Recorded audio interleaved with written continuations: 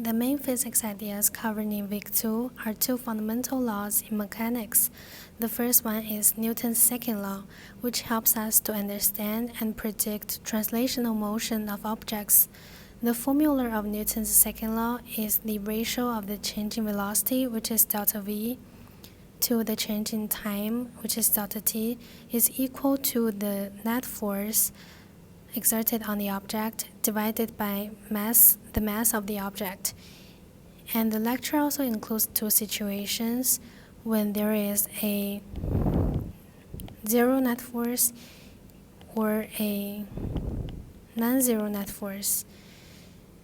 The second law is the Hooke's law, which tells us how to calculate the spring force, and the formula is the magnitude of the spring force is equal to the K sub s, called spring constant, times the magnitude of the stretch. Besides these two laws, which are two theoretical things, the lecture also teaches us how to use Tracker to do video analysis and how to do computational modeling, which are more technical stuff. I've already learned about the momentum principle, the gravity force, the drag force, and the spring force in high school, which were actually just briefly mentioned in the lectures. However, I know nothing about the main concept, the Newton's second law, before listening to this week's lecture, so I definitely need to spend more time studying it. Well, I know about Newton's first law though, which is necessary to understand the basics of the motion of objects.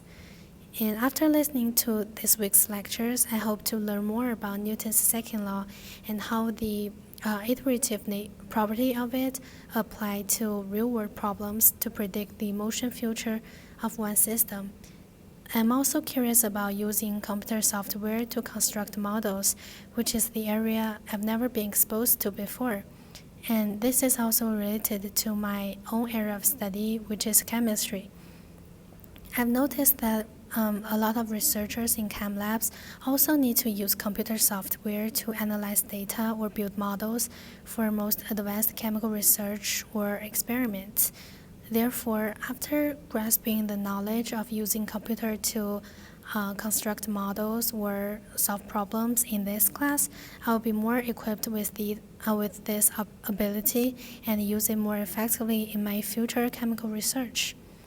And all the physics concepts are okay for me so far, while the Python codes, which are responsible for computational modeling, however, are a little challenging for me because I've never done programming before.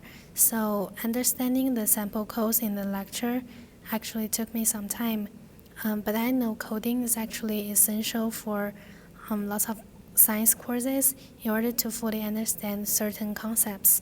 So I decided to choose taking CS 1301 this fall. So I believe as I learn more basic knowledge about programming, it will be easier for me to understand the codes and even write the codes by myself.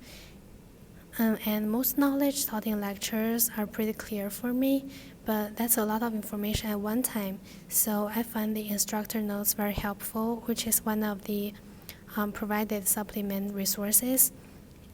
And after I finish listening to those long lectures, looking through the instructor notes helps me to summarize the key concepts and formulas in my head, which can form a clearer picture of all the knowledge taught in lectures and reinforce my memory for them.